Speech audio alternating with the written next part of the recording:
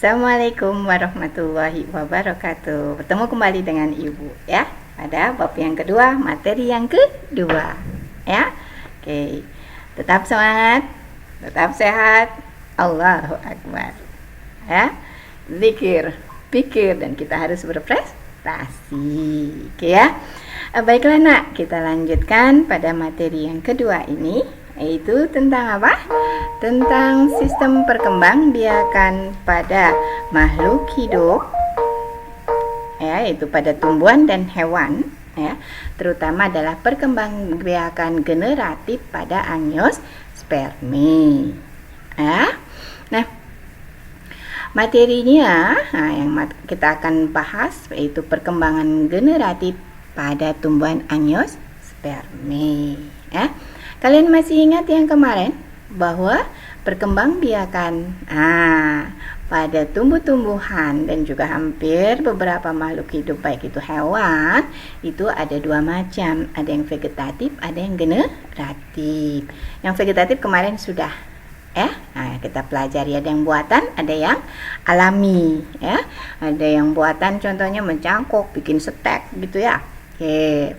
Kemudian apalagi tuh yang alami, tunas ya, ada dari tunas, kemudian ada yang dirundukkan ya dari batang yang seperti akar gitu ya. Oke.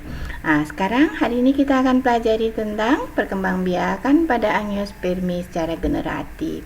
Tentunya nanti kalau secara generatif itu hasil akhirnya akan berbeda dengan vegetatif. Kalau yang vegetatif hasilnya sama persis dengan induknya. Tapi kalau yang generatif hasilnya perpaduan. Nanti ini sifatnya perpaduan. Karena ada apa? Peleburan sel kelamin serbuk sari di sini sel kelamin jantan dan putik serbuk sel kelamin betina, ya. Nah, umumnya ini adalah pada tumbuh-tumbuhan yang memiliki bunga. Nah, kalau persamaan di antara kedua ini kemarin sudah tahu ya, untuk menghasilkan individu baru, mempertahankan jenisnya. Baiklah, ini kalian mesti ingat-ingat nih. Ini bunga apa? Mawar ya, bagus ya mawarnya ya. Oke, ini adalah bunga mawar, cantik, seperti kalian yang perempuan ya. Ibu juga nih. Nah, bagaimana mawar berkembang biak? Nah, ini tahu ya? Kalau yang cara yang kemarin vegetatif gampang ya. Batangnya potong, tancap gitu ya. Itu vegetatif stek ya. Tapi nanti kita akan berbicara tentang generatif ya. Jadi ini ada bagian bunga. Ini kuncinya bunga ya. Jadi bunga-bunga ini atau bagian-bagian bunga inilah yang nanti melindungi bagian dari putik yang di dalamnya ada sel telur ya. Kemudian di sini ada yang kayak bubuk-bubuk gitu ya, serbuk sari ya. Nah, terus bagaimana tumbuhan kelapa berkembang biak? Bagaimana dia menyebar dan lain sebagainya.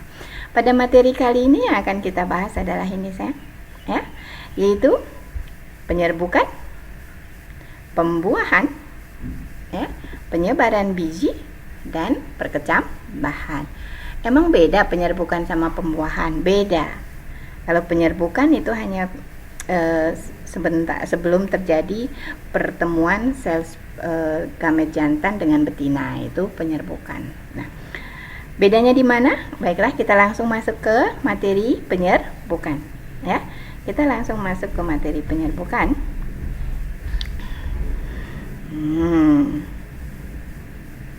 Nih, Ibu nyingkir aja deh. Jadi penyerbukan itu adalah menempelnya benang sari ke kepala putik. Udah, stop sampai sini doang. Ya, menempelnya serbuk sari ke kepala putik. Proses ini sering disebut penyerbukan atau istilahnya polinasi. Ya. Oke. Paham ya? Jadi kalau penyerbukan ya hanya ini aja. Namun sebelumnya ayo kita amati ya. Kalian nih tugas kalian adalah mengamati. Mengamati apa? Ini dia. Ya. Kalian mengamati struktur bagian bunga ya. Kenapa ini di awal? Supaya kalian mengingat kembali, karena Ibu yakin materi ini sudah dipelajari pada saat kalian SD. Jadi kita ingat kembali bagian-bagian bunga itu apa, supaya kita nanti lebih memahami proses perkembangbiakan secara generatif pada tumbuhan angiospermae. Nih, jadi bunga-bunga ini kalian pilih aja ya, salah dua, bukan salah satu, salah dua ya, kalian pilih mana yang akan kalian amati ya. Kemudian kalian tulis bagian-bagiannya. Nah, seperti ini. Ibu nyingkir. Nah, jadi seperti ini ya, kalian tulis tuh.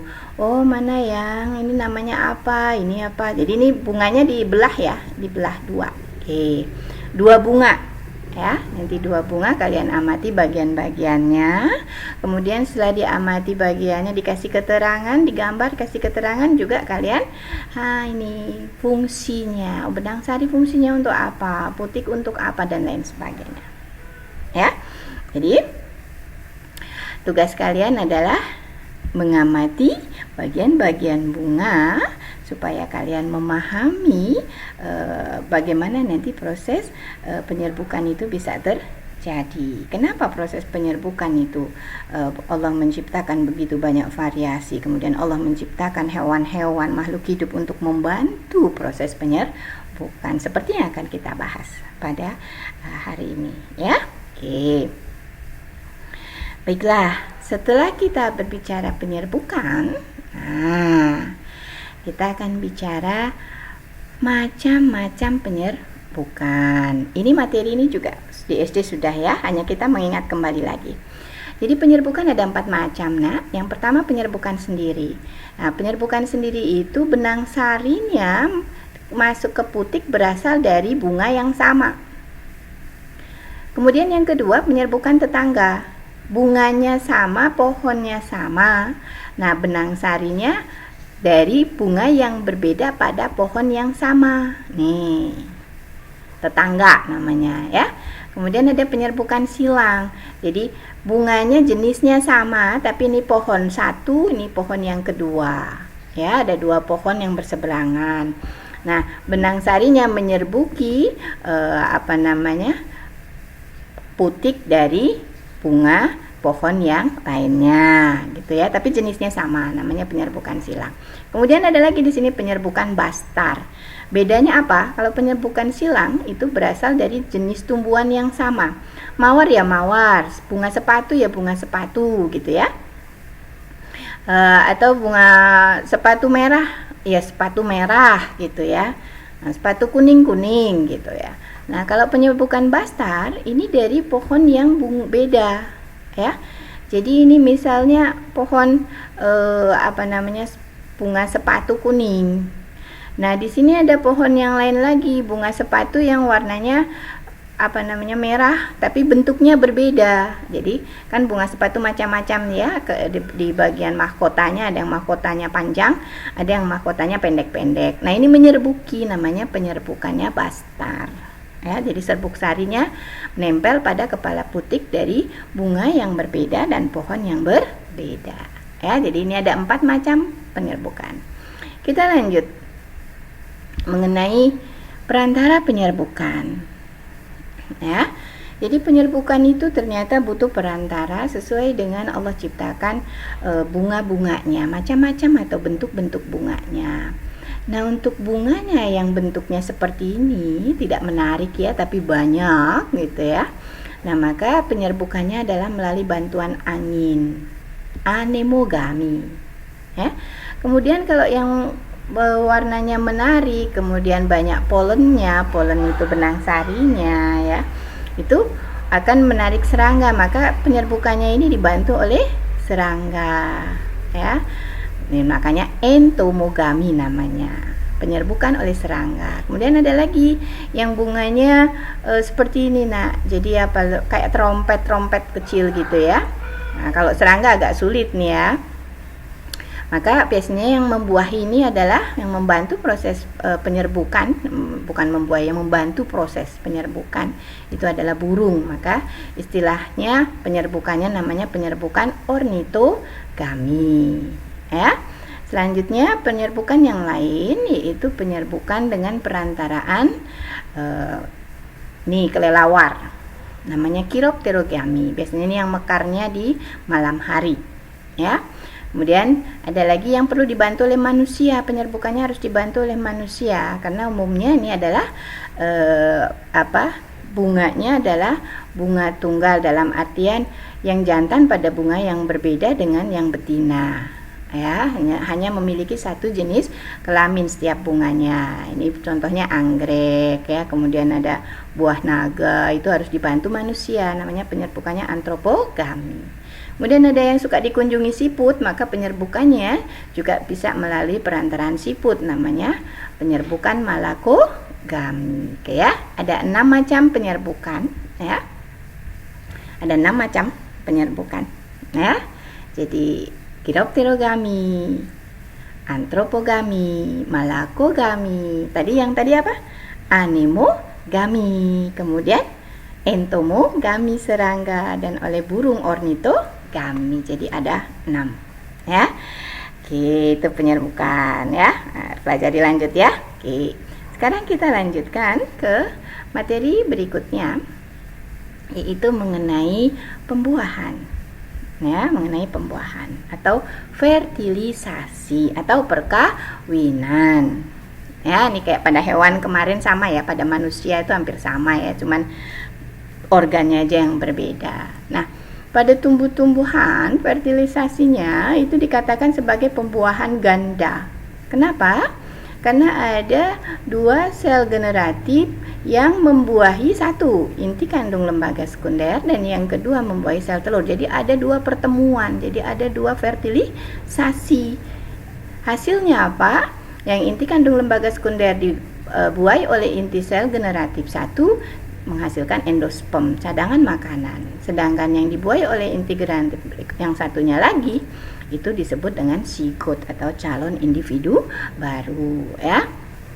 Jadi makanya di dalam biji itu ada zigotnya, ada endospermnya, ya. Endosperm itu cadangan makanan. Jadi pada saat terjadi polinasi, di mana benang sari menempel ke kepala putik, kemudian dia menyerap cairan yang ada di kepala putik, maka dia berubah menjadi buluh, namanya buluh serbuk sari. Pada saat terbentuk buluh, maka inti sel generatif membelah menjadi 2. Nah, inilah yang kemudian nanti membuahi, satu membuahi inti kandung lembaga sekunder, yang satunya membuahi sel telur, ya. Sedangkan inti sel vegetatifnya nanti akan membuahi 3 sel antipoda. Nah, ini yang nanti akan membentuk satu struktur dari biji, ya, struktur-struktur lain dari biji, ya. Oke. Ini namanya fertilisasi. Ingat, pada tumbuh-tumbuhan pembuahannya dikatakan pembuahan ganda karena terjadi proses pertemuan gamet itu 2 kali sekaligus, ya. Oke. Ini proses pembuahan. Nah, setelah terjadi biji, apa yang terjadi? Nah, biji ini bisa menyebar, bisa menyebar ke tempat lain, berkembang biak, menjelajah gitu ya, supaya perkembangbiakannya bisa di mana-mana gitu. Jadi tumbuhan pun bisa, meskipun dia tidak bisa bergerak secara aktif gitu, tidak bisa berpindah tempat, tapi melalui proses penyebaran biji yang sudah dihasilkan, itu Allah menciptakan suatu kelebihan pada mereka, alat-alat bantu, ya, punya alat-alat bantu. Nah, contohnya adalah, kita masuk ke sini. Oke. Penyebaran biji, ada yang dibantu oleh angin. Untuk tumbuh-tumbuhan yang penyebarannya dibantu angin, bagian-bagian dari bijinya itu memiliki bagian seperti kapas, seperti benang, gitu ya. Juga pada pohon kapuk randu, ya, pohon kapas, kapuk randu dan lain sebagainya itu seperti ini. Nah, contoh lagi ini bunga dandelion, ya. maka penyebarannya oleh angin, bisa terbawa jauh karena angin. Kemudian nih, hidrokori melalui bantuan air, contohnya kelapa. Kenapa pohon kelapa banyak tumbuh di sekitar pantai? Karena mereka penyebarannya dibantu melalui air, arus air. Jadi dia punya struktur tersendiri di bagian dari bijinya ini, kulitnya itu ada lapis-lapis, ada seperti rongga-rongga, dan juga ada bagian yang sangat kuat di dalamnya supaya melindungi embrio ya. Apa tuh, batok kelapa gitu ya. Kalau ini sabutnya, sehingga dia ringan terbawa oleh air, maka dia bisa menyebar jauh ya, bahkan bisa menyebar ke pulau yang berbeda ya. Kemudian penyebaran yang lain yaitu bisa dibantu oleh hewan. Ini contohnya burung yang suka makan ini karena buahnya manis dan lain sebagainya. Pada saat dia makan, bijinya nggak dia makan, dia buang ya, pas dia hinggap di mana. Ini penyebarannya melalui hewan, namanya zookori ya. Kemudian kalau yang ini adalah penyebarannya berarti antropokori, berarti oleh manusia. Ini secara tidak sengaja pada umumnya. Misalnya pada rumput-rumput itu ya, banyak yang punya seperti struktur seperti jarum ya, nempel di baju ya. Terus nanti kita keluar udah pulang, kita ambilin tuh risi ya, kita cabutin yang menempel di sini, cabut. Nah, pada saat cabut terbuang, akhirnya tumbuhlah di situ ya. Jadi dia mengalami penyebaran tanpa disengaja, dibantu oleh beberapa makhluk hidup, salah satunya kita adalah manusia. Oke. Nah, berikutnya kita akan bahas mengenai perkecambahan ya. Untuk perkecambahan, ini ada dua macam perkecambahan. Jadi ada perkecambahan yang dikatakan sebagai perkecambahan epigeal dan perkecambahan hipogeal. Yang epigeal, perhatikan perbedaannya. Ini bijinya begitu muncul akar, maka akar ini segera mengangkat biji. Jadi biji terangkat ke luar permukaan tanah, maka dikatakan sebagai perkecambahan epigeal, bijinya terangkat. Yang kedua, hipogeal, ini bijinya tetap tertanam di dalam tanah. Jadi akarnya tidak mengangkat biji ke permukaan, tidak, tapi tetap berada di dalam tanah. Maka dikatakan perkecambahannya namanya hipogeal ya. Jadi beda-beda macamnya ya. Nah, sebelum biji ini berkecambah, setiap biji itu memiliki masa atau kala waktu dia istirahat yang dikatakan sebagai dormansi ya. Dormansi, istirahat. Bagaimana memecah dormansi? Kadang kita menyimpan biji yang kulitnya seakan di luarnya ada lapisan lilin ya. Itu membantu proses dormansi. Cara menghilangkannya bagaimana? Biasanya kita pecah. Kita kita cacah sedikit gitu ya, kita lukai ya, supaya nanti dia bisa menyerap air. Karena perkecambahan ini yang pertama kali dibutuhkan adalah air, H2O. Jadi mengecambahkan biji bisa kalian cukup dengan kapas yang dikasih air, selimutin aja tuh bijinya. Kemudian jangan kena matahari dulu supaya dia bisa menyerap dengan baik. Nanti dia akan tumbuh dengan baik. Tapi kalau sudah muncul daun seperti ini, harus kita taruh di tempat yang ada matahari supaya kokoh. Ya, kalau tidak nanti lemah gitu ya, tumbuhannya lemah gitu ya, mudah layu gitu. Jadi biji itu memang memiliki masa dormansi. Fungsinya untuk apa? Fungsinya ini melindungi biji dari berbagai macam perubahan cuaca ya. Ini mengenai perkecambahan ya. Jadi yang namanya kecambah itu ya biji yang baru tumbuh, namanya kecambah. Biji kelapa, tunas kelapa itu namanya kecambah, bukan hanya kecambah toge saja gitu ya. Ya, ini perkecambahan. Nah, untuk yang terakhir, materi yang terakhir pada pertemuan kali ini adalah nih, ibu nyingkir aja dah. Siklus hidup pada Angiospermae. Angiospermae atau tumbuhan berbunga atau tumbuhan berbiji tertutup. Itu selama siklus hidupnya hanya mengalami satu siklus, yaitu fasenya fase gametofit. Fit itu tumbuhan, gamet itu pembentuk gamet, sel jantan dan betina. Jadi tumbuhan yang membentuk atau menghasilkan gamet jantan maupun betina selama siklus hidupnya itu, nak. Oh, dari sini udah. Kemudian terjadi pembuahan. Tumbuh lagi jadi tanaman. Seperti ini berbunga. Seperti itu terus. Jadi ini fasenya hanya satu fase kehidupan, namanya fase gametofit. Ya. Nah, untuk materi berikutnya nanti kita akan bahas tentang siklus hidup pada beberapa tumbuhan.